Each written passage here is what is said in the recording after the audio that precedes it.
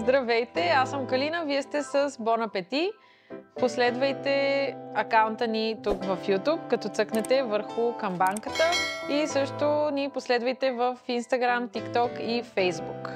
Така, днес ще правим огретен от тиквички, за който първо ще си нарежем малко лук.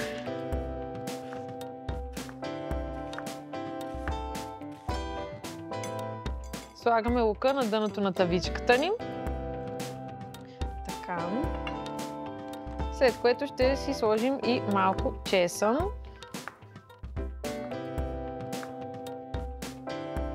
Който също отива в тавичката.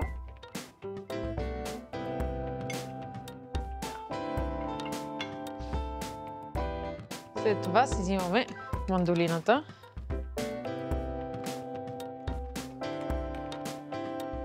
Режем си тиквичките на мандолината, за да са ни на еднакъв размер кръгчета. Ако нямате мандолина, може да си ги нарежете и на ръка.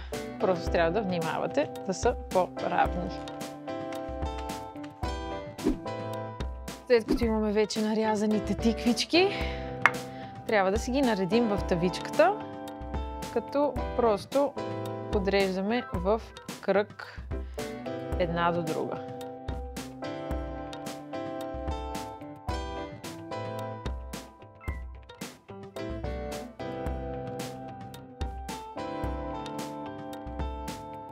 След като си наредим тиквичките в тавата, ще сложим малко сол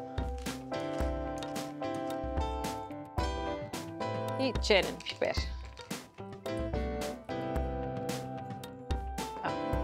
Поливаме и с зехтинче.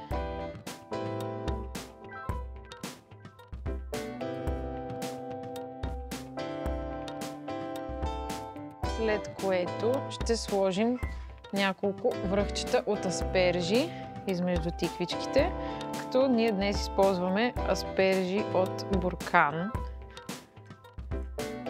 Но няма абсолютно никакво значение какви аспержи ще използвате, тъй като те са ни само за украса. Може да използвате и замразени, може пресни, може каквито имате.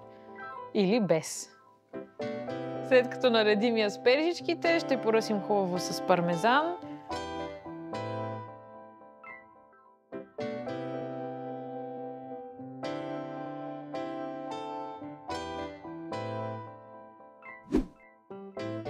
След като сме подредили всичко, ще сложим огретена в фурната на предварително нагрята фурна на 200 градуса за около 25-30 минутки.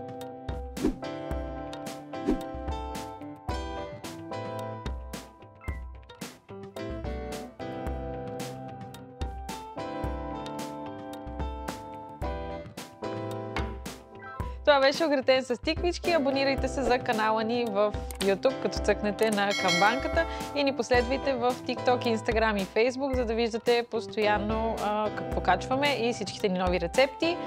Ако решите да сготвите тази рецепта или някои от другите в канала ни, снимайте и ни тагнете в Instagram на стори или на пост и ще се радваме да можем да ви поканим тук на живо да гледате заснемането на следващата ни рецепта. Да ви е сладко, бон апетит!